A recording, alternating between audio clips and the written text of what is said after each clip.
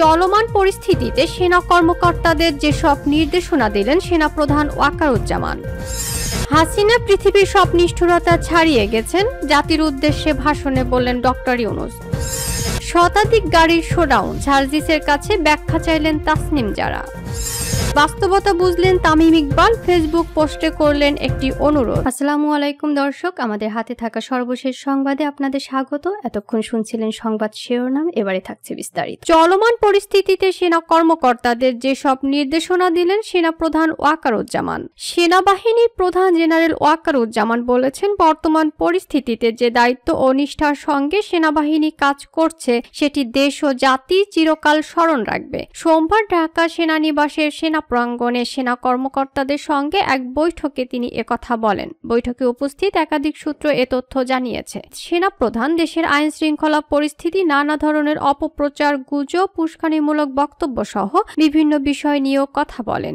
ঢাকার বাইরে সেনা কর্মকর্তারা অনলাইন মাধ্যমে এ আয়োজনের সঙ্গে যুক্ত হন। সূত্র জানায়, কর্মকর্তা ও সৈনিকদের প্রতি কৃতজ্ঞতা জানিয়ে সেনাবাহিনীর প্রধান বলেন, তাদের আত্মত্যাগ দেশ সব সময় স্মরণ করবে। তিনি সবাইকে ধৈর্যের সঙ্গে দায়িত্ব পালনের পাশাপাশি যে কোনো উস্কানিমূলক বক্তব্যে প্রতিক্রিয়া না দেখানোর বিষয়ে সতর্ক করেন। সেনাপ্রধান বলেন, এমন কিছু করা যাবে না যাতে উস্কানিদাতাদের লক্ষ্য অর্জিত হয়। বাংলাদেশ সেনাবাহিনী একটি পেশাদার বাহিনী। সেনাবাহিনীর কার্যক্রম সম্পর্কে সরকার জানে, জনগণও জানে। এসব কথা উল্লেখ করে সেনাপ্রধান বলেন, নানা গুজব ছড়ানো হচ্ছে, কিন্তু দেশে কোনো জরুরি অবস্থা জারি করা হয়নি। অনেকে নানা ভুল তথ্য, অপতথ্য নানাভাবে ছড়াচ্ছে, এতে বিভ্রান্ত হওয়া যাবে না। পরিস্থিতি সামলাতে হবে ধৈর্যের সঙ্গে। সেনাবাহিনীর কাছে সর্বোচ্চ অগ্রাধিকার দেশ ও দেশের জনগণ। সেনাপ্রধান জেনারেল ওয়াকারুজ্জামান বলেন, সামনে ঈদ, আইন শৃঙ্খলা পরিস্থিতি ঠিক রাখতে হবে। যদি কোনো কারণে কোথাও আইন শৃঙ্খলার অবনতি হয়, কঠোরভাবে সেটি নিয়ন্ত্রণ করতে হবে।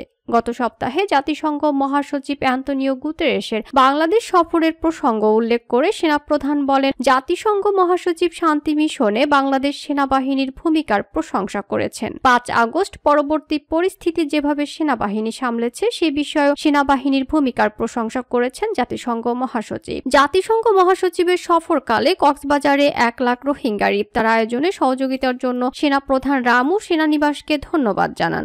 সম্প্রতি যুক্তরাষ্ট্রের সিনেটর গ্যারি পিটার্স সেনাবাহিনীর প্রধানের সঙ্গে সৌজন্য সাক্ষাৎ করেছেন। এ বিষয়ে সেনাপ্রধান বলেন, যুক্তরাষ্ট্রের সিনেটর সেনাবাহিনীর কাজে সন্তোষ প্রকাশ করেছেন। জুলাই অভ্যুত্থানে আহত শিক্ষার্থীদের পাশে থাকার কথা উল্লেখ করে সেনাপ্রধান বলেন, গত রোববার ঢাকা সেনানিবাসের সেনামালঞ্চে জুলাই অভ্যুত্থানে আহত শিক্ষার্থীদের সম্মানে ইফতার অনুষ্ঠানের আয়োজন করা হয়। হাসিনা পৃথিবীর সব নিষ্ঠুরতা ছাড়িয়ে গেছেন, জাতির উদ্দেশ্যে ভাষণে বললেন ডক্টর ইউনূস। প্রধান উপদেষ্টা ডক্টর মোহাম্মদ ইউনূস বলেছেন, শেখ হাসিনা ক্ষমতা আঁকড়ে রাখার জন্য পৃথিবীর সব নিষ্ঠুরতা ছাড়িয়ে গেছেন। জাতিসংঘের রিপোর্ট পড়ে সবার গায়ের লোম দাঁড়িয়ে গেছে। কি ভয়াবহতা, কিভাবে একজন প্রধানমন্ত্রী নিজ দেশের নিরস্ত্র মানুষকে হত্যার পর লাশ লুকিয়ে ফেলার নির্দেশ দিতে পারেন। ক্ষমতা আঁকড়ে রাখার জন্য তিনি পৃথিবীর সব নিষ্ঠুরতা ছাড়িয়ে গেছেন, এটাই জাতিসংঘের প্রতিবেদনে উঠে এসেছে। মহান স্বাধীনতা দিবস ও পবিত্র ঈদ উল ফিতর উপলক্ষে মঙ্গলবার রাতে জাতির উদ্দেশ্যে দেওয়া ভাষণে ডক্টর মোহাম্মদ ইউনূস এসব কথা বলেন। ডক্টর ইউনূস বলেন, জাতিসংঘ মহাসচিব অ্যান্তোনিও গুতেরেস কয়েকদিন আগে বাংলাদেশ সফর করেছেন। তাকে সঙ্গে নিয়ে আমি কক্সবাজারের রোহিঙ্গা ক্যাম্পগুলোতে গিয়েছি। ক্যাম্পে অবস্থানরত 1 লাখ রোহিঙ্গা শিশু, কিশোর, নারী, পুরুষ সবার সঙ্গে একসঙ্গে ইফতার করেছি। আমাদের প্রস্তাবে সম্মতি জানিয়ে আগামী সেপ্টেম্বর মাসে জাতিসংঘ সাধারণ অধিবেশনে রোহিঙ্গা সংকট নিয়ে একটি পৃথক অধিবেশন আয়োজন করার প্রস্তুতি নিচ্ছে। মালয়েশিয়া ও ফিনল্যান্ড যৌথভাবে এ সম্মেলনে আয়োজক হতে এগিয়ে এসেছে। এর পাশাপাশি অস্ট্রেলিয়ার সাবেক ভারপ্রাপ্ত প্রধানমন্ত্রী জুলি বিশপকে এই গুরুত্বপূর্ণ সভায় মুখ্য ভূমিকা পালনের জন্য আমি আহ্বান জানিয়েছি বলেন ডক্টর মোহাম্মদ ইউনূস। তিনি আমার প্রস্তাব গ্রহণ করেছেন। প্রধান উপদেষ্টা বলেন, জাতিসংঘ মহাসচিব বাংলাদেশ সফরে জাতীয় ঐক্যমত্য কমিশনের সদস্য, রাজনৈতিক দলের নেতৃবৃন্দ ও তরুণদের সঙ্গে পৃথকভাবে বৈঠক করেছেন। বৈঠকে সবাই জাতিসংঘের মহাসচিবকে নতুন বাংলাদেশ গঠনের স্বপ্নের কথা জানিয়েছেন। ডক্টর মোহাম্মদ ইউনূস বলেন, পতিত স্বৈরাচারের নিপীড়নের বর্ণনা উঠে এসেছে জাতিসংঘের মানবাধিকার বিষয়ক হাই কমিশনারের কার্যালয়ের রিপোর্টে।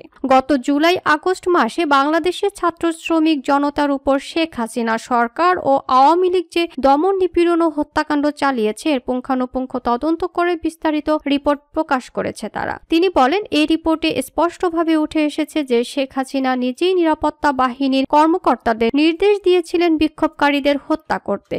বিগত সরকার আওয়ামী লীগ ও আওয়ামী লীগের সহযোগী গোষ্ঠী ও সংগঠন একত্রিত হয়ে পরিকল্পিতভাবে গুরুতর মানবাধিকার লঙ্ঘনে জড়িত ছিল। মানবাধিকার বিষয়ক হাই কমিশনারের রিপোর্টে বলা হয়েছে, বিক্ষোভ চলাকালে প্রায় 1400 জন নিহত হয়েছেন, যার মধ্যে প্রায় 13% শিশু। বিক্ষোভের সম্মুখ সারিতে থাকার কারণে আমাদের জুলাই কন্যারা নিরাপত্তা বাহিনী ও আওয়ামী লীগ সমর্থকদের দ্বারা আক্রান্ত হয়েছে, এমনকি যৌন নির্যাতনের শিকারও হয়েছে। প্রধান উপদেষ্টা আরো বলেন, মানবাধিকার বিষয়ক হাই কমিশনার কার্যালয়ের এই রিপোর্টকে আমরা স্বাগত জানাচ্ছি। প্রতিবেদনে যে সুপারিশ করা হয়েছে, অন্তর্বর্তী সরকার সেই সুপারিশগুলো গুরুত্বের সঙ্গে বিবেচনা করছে। আপনাদের আশ্বস্ত করে বলতে চাই, যারা গণহত্যায় জড়িত ছিল, যারা নির্বিচারে মানুষ হত্যা করেছে, যারা ইতোমধ্যে হত্যাকারী হিসেবে বিশ্বের কাছে স্বীকৃত, তাদের বিচার এদেশের মাটিতে হবেই, বলেন প্রধান উপদেষ্টা ডক্টর মোহাম্মদ ইউনূস। শতাধিক গাড়ির শোডাউন, সার্জিসের কাছে ব্যাখ্যা চাইলেন তাসনিম জারা। জাতীয় নাগরিক পার্টির মুখ্য সংগঠক উত্তরাঞ্চল সার্জিস আলম রাজনৈতিক দল গঠনের পর প্রথমবার ঢাকা থেকে সৈয়দপুর পর্যন্ত গিয়েছেন উড়োজাহাজে চড়ে। বাকিরা 100 কিলোমিটার পথের মধ্যে অর্ধেকটা পাড়ি দিয়েছেন শতাধিক গাড়ি বহর নিয়ে। নিজ জেলা পঞ্চগড়ের শতাধিক গাড়ির বহর নিয়ে পঞ্চগড়ের 5টি উপজেলা সফর করেছেন তিনি। সার্জিসের এই শতাধিক গাড়ি বহরের শোডাউন নিয়ে পক্ষে বিপক্ষে ব্যাপক আলোচনা ও সমালোচনা হচ্ছে। এ নিয়ে নিজের ভেরিফাইড ফেসবুক আইডিতে একটি পোস্ট দিয়েছেন এনসিপির যুগ্ম সদস্য সচিব ডাক্তার তাসনিম জারা। সেখানে সার্জিসের উদ্দেশ্যে পত্র লিখেছেন তিনি। এত বড় কর্মসূচি কিভাবে আয়োজন করেছেন, অর্থের উৎস কি, এসব বিষয়ে সাধারণ জনগণের কাছে পরিষ্কার ব্যাখ্যা দিতে সার্জিসের প্রতি আহ্বান জানিয়েছেন ডাক্তার তাসনিম জারা। সার্জিসের উদ্দেশ্যে লেখা তাসনিম জারা চিঠিটি হলো, প্রিয় সার্জিস, আমি এই চিঠিটি লিখছি আমাদের দলের একজন রাজনৈতিক কর্মী হিসেবে দলের নীতিগত অবস্থান ও স্বচ্ছতার প্রশ্ন থেকে।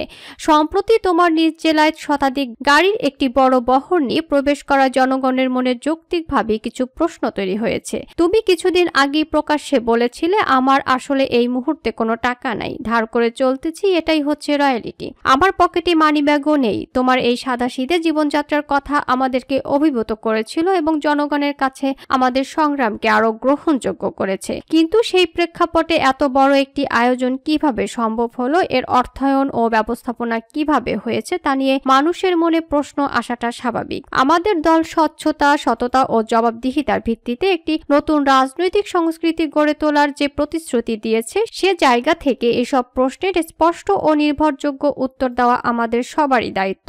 আমি আশা করি বিষয়টি তুমি আন্তরিকতার সঙ্গে বিবেচনা করবে এবং জনগণের সামনে একটি গ্রহণযোগ্য ও পরিষ্কার ব্যাখ্যা তুলে ধরবে। এতে জনগণের কাছে দলের ভাবমূর্তি আরো শক্তিশালী হবে বলেই আমার বিশ্বাস, সার্জিসের উদ্দেশ্যে লেখেন তাসনিম জারা। বাস্তবতা বুঝলেন তামিম ইকবাল, ফেসবুক পোস্টে করলেন একটি অনুরোধ। সোমবার হার্ট অ্যাটাক হয় তামিম ইকবালের। কিছু সময়ের জন্য তিনি চলে গিয়েছিলেন জীবন মৃত্যুর সন্ধিক্ষণে। সে পরিস্থিতি থেকে ফিরে এসেছেন তিনি। অবশেষে তিনি নীরবতা ভেঙেছেন ফেসবুকে। সে পোস্টে তামিম জানিয়েছেন এমন একটা ঘটনার পর নিজের অনুভূতি, সঙ্গে তিনি তার ভক্তদের কাছে করেছেন একটা অনুরোধ। তামিম ইকবাল ফেসবুক পোস্টে লেখেন, 2 বছর আগে এই রোজার সময় অনুপের কাছে গিয়েছিলাম। সেদিন জানতে পারলাম অনুপের বাবা 4 বছরেও হার্টের অপারেশন করতে পারেননি। হৃদয়ের স্পন্দনই আমাদের বাঁচিয়ে রাখে, কিন্তু এই স্পন্দন যে কোনো ঘোষণা না দিয়ে থেমে যেতে পারে। এই কথাটি আমরা বারবার ভুলে যাই। গতকাল দিনটি শুরু করার সময় আমি কি জানতাম আমার সাথে কি হতে যাচ্ছে? আল্লাহ তাআলা অশেষ রহমত আর সকলের দোয়ায় আমি ফিরে এসেছি।